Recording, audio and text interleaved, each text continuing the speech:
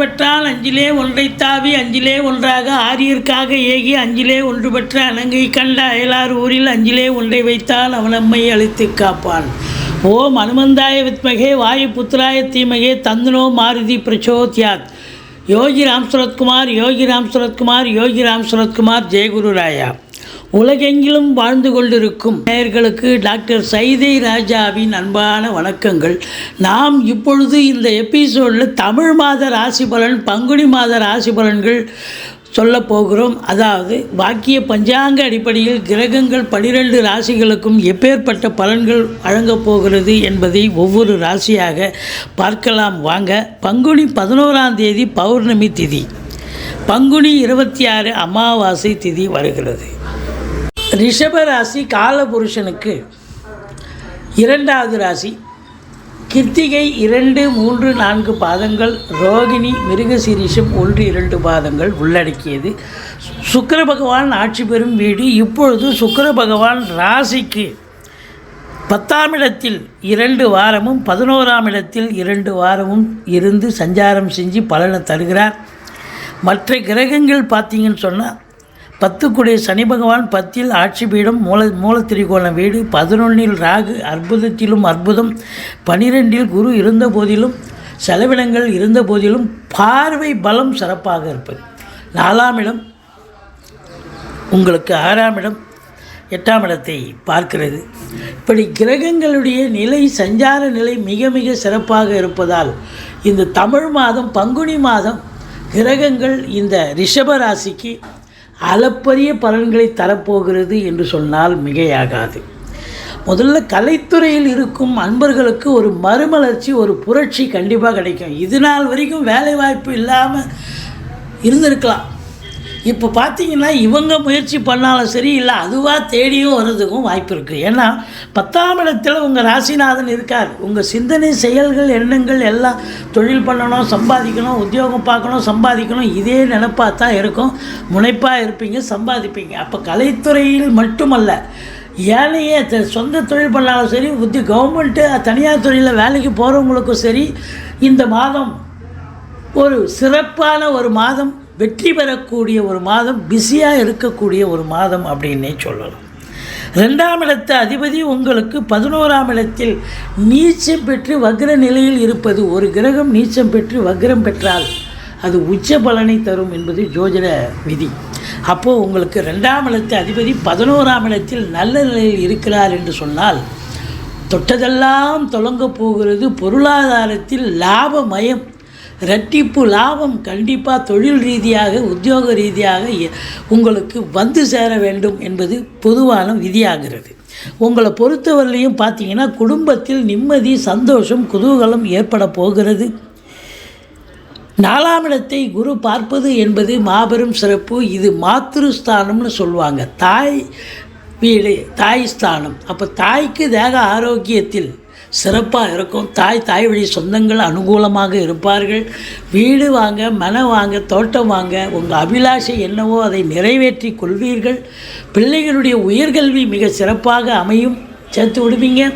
வண்டி வாகனங்கள் ஒரு சிலர் பழசை வச்சுட்டு புதுசு வாங்கக்கூடிய ஒரு அமைப்பு இருக்கும், அதையும் சாதிப்பீர்கள். 4ஆம் இடம் என்பது சுகஸ்தானம். உங்களுடைய சுகமும் இந்த ரிஷபராசியில் பிறந்த அன்பர்கள் ரொம்ப சுகவாசியாக இந்த பங்குனி மாதத்தில் இருக்கப் போகிறீர்கள் என்பது உண்மையாகிறது. அடுத்தது கேது பகவான் 5இல் இருக்கிறார். இது ஒரு மைனஸ்.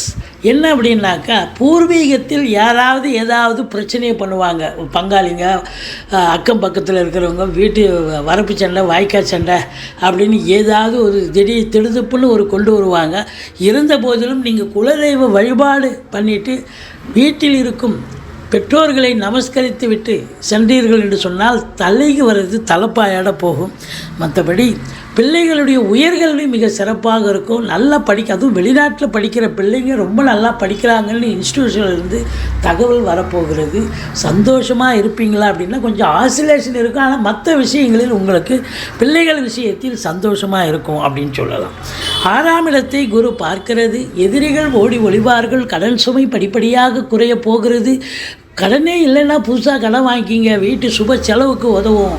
மற்றபடி உங்களுக்கு சொந்த தொழில் செய்யக்கூடிய அன்பர்களுக்கு நம்பிக்கைக்கு பாத்திரமான பணியாளர்கள் கிடைப்பார்கள். கோர்ட்டில் கேஸு தான் இருந்தால் இப்போ உங்களுக்கு நல்ல அருமையான ஒரு சாதகமான பலன் கிடைக்கப் போகிறது, தீர்ப்பு கிடைக்கப் போகிறது என்று சொல்லலாம்.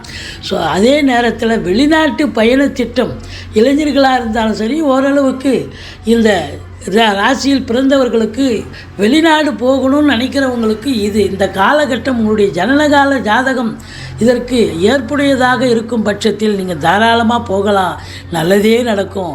அது உயர்கல்விக்காக சென்றாலும் சரி, உத்தியோகத்துக்காக சென்றாலும் சரி, சொந்த தொழிலுக்காக சென்றாலும் சரி, சாதிக்கக்கூடிய ஒரு மாதம் அப்படின்னு சொல்லலாம். மற்றபடி 6ஆம் இடம் ஆரோக்கியஸ்தானம். அப்போது சுகவாசியாகவும் இருப்பீர்கள், ஆரோக்கியத்தில் குறைவு கிடையாது. ரிஷபராசியில் பிறந்த அன்பர்களுக்கு இந்த பங்குனி மாதம் சந்தோஷமாக இருப்பீங்க. அதாவது சுகவாசியாக இருக்க போகிறீங்க, ஆரோக்கியமாகவும் ஆரோக்கிய நிறைவு, ஒரு கம்ஃபர்ட்டு, ரொம்ப சௌகரியமாகவும் இருக்க போகிறீங்க ஃபிசிக்கல் விஷயத்தில் அப்படின்னு சொல்லலாம். மற்றபடி உங்களுக்கு 7ஆம் இடத்தை சனி பகவான் பார்க்கிறார். ஆனால் 7 உச்ச நிலையில் இருக்கிறார். வாழ்க்கை துணை அல்லது மனைவியால் யோக பாக்கியங்கள். மனைவி எப்படின்னா அவங்க பிறந்த வீட்டிலேருந்து லிக்விட் கேஷோ ஜுவல்ஸோ கொண்டு வரலாம், அல்லது அவங்க வேலை பார்க்குற இடத்துல ப்ரொமோஷன் இன்க்ரிமெண்ட் கிடைக்கலாம். இருந்த போதிலும் இந்த 7ஆம் வீட்டை இந்த சனி பகவான் பார்க்குறதால வாழ்க்கை துணை அல்லது மனைவிக்கு தேக ஆரோக்கியத்தில் பிரச்சனை ஏற்பட வாய்ப்புகள் இருக்கிறது. அதே நேரத்தில் பார்த்திங்கன்னா உங்களுக்கும் அவங்களுக்கும் கான்ட்ரவர்சி, கருத்து வேறுபாடு வர வாய்ப்புகள் இருக்கிறது. கொஞ்சம் விட்டு கொடுத்து போங்க, அரவணைச்சு போங்க. மற்றபடி திடீர் அதிர்ஷ்ட வாய்ப்புகள் கூடி வரும். வரா கடன்கள் வசூலாகும். இன்சூரன்ஸ் பணம் கிளைம் ஆகி கைக்கு வரக்கூடிய ஒரு காலகட்டம். வாரிசே இல்லாத குடும்பங்களுக்கு உங்களை வாரிசாக நியமித்து அவங்களுடைய சொத்து பத்து நகை நட்டு லிக்விட் கேஷ் உங்கள் பெயருக்கு மாற்றி எழுதக்கூடிய விபரீத ராஜயோகம் ஒரு சிலருக்கு அமையும். 9ஆம் இடத்தில் செவ்வாய் பகவான் உச்ச நிலையில் இருக்கிறார். அதனால் அசையா சொத்துக்கள் மூலம் நல்ல ஒரு வருமானம் கிடைக்கக்கூடிய ஒரு காலகட்டம். செவ்வாய் பாருங்கள், கடைசி 2 வாரம் கும்பத்திலிருந்து 4ஆம் வீட்டை பார்க்குறார்.